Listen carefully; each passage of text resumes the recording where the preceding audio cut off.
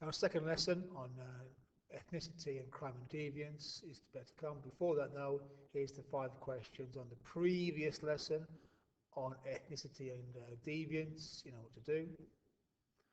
Moving on. Part 2.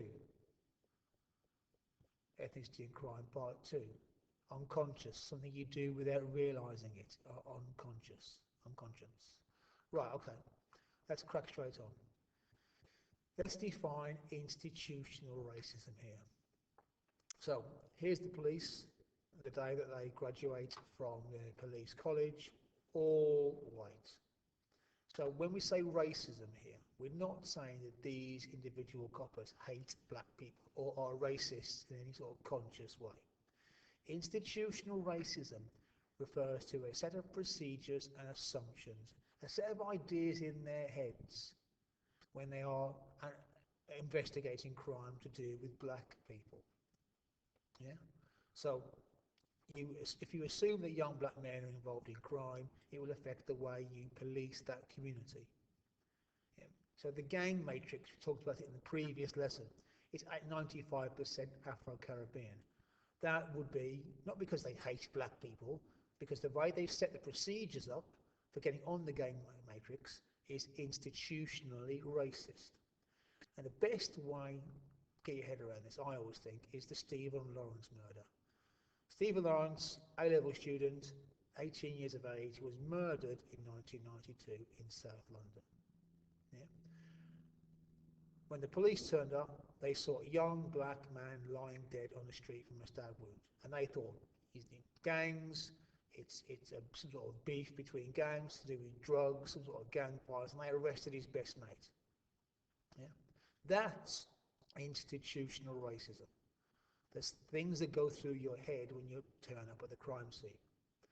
There was an inquiry on all this and found that it was quite obvious it was these 5 white boys were involved in this murder, but the police had so badly mishandled the initial inquiry because they thought it must be some black lad. There must be his best mate. Remember, his best mate told, oh, it was these five white boys you didn't know turned up out of nowhere did it. And the police didn't believe them, even though they had strong evidence it was them. And that's institutional racism, and that's what the inquiry found. It was quite obvious it was these boys, but the police had gone down the wrong path because of their views about young black men. And that led in 1999 to the Macpherson report that said the police in London are institutionally racist. The way they organise things, the procedures they have, the assumptions in the heads of individual coppers are a type of racism.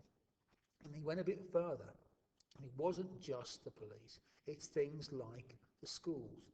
And this is why they say young black men are labelled by teachers and by schools as trouble, so they're more likely to be excluded, hence proves pupil referral units in London being full of black kids disproportionately. Now, linked to all this is something called policing styles.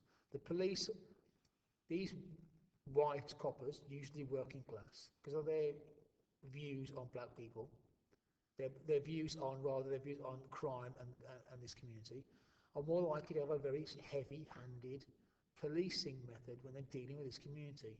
So they're stopping and searching loads of black guys here. And it just doesn't really happen to white people. And the police have tried to improve this. In recent years, they have used less stop and search, and importantly, they're trying to recruit more ethnic minority coppers, but it's a slow business, but improvements are being made. Now, the Marxist view on this is pretty straightforward. The police are the bully boys of the bourgeoisie. They do their bidding. They conduct selective law enforcement. They only patrol certain areas. They only arrest certain groups as a way of distracting the rest of us from our true enemy, the true source of our problems, which is capitalism. So to Marxists, the police are part of the control mechanism of the bourgeoisie.